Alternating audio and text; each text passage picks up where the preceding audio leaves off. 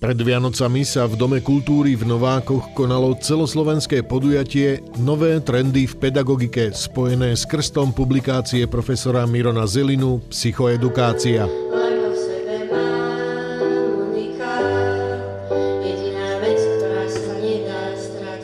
Na príprave a realizácii podujatia sa podieľali mesto Nováky a základná škola Nováky.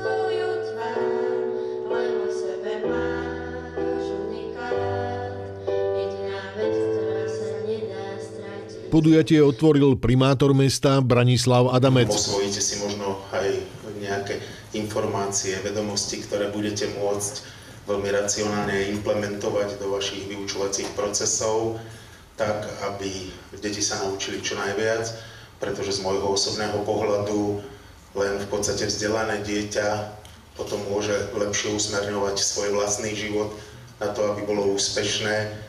A z tých úspešných detí napredujú aj samosprávy, aj celý štát. Zúčastnilo sa viac ako 170 hostí, hlavne pedagógov z fakult, školských úradov, regionálnych centier podpory učiteľov a tiež stredných a základných škôl, najmä z regiónu Hornej Nitry. Štvrté je abstraktné myslenie, alebo tzv. Celostné. To tak odborníci nazývajú cudzím slovom holistické.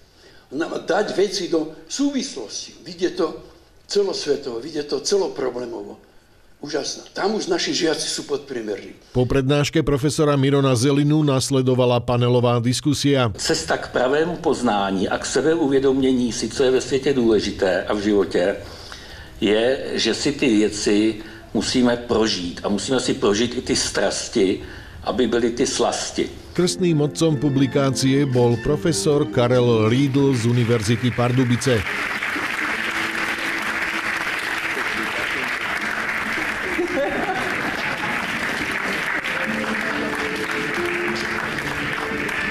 Ochráncu vzdelávania a slabších.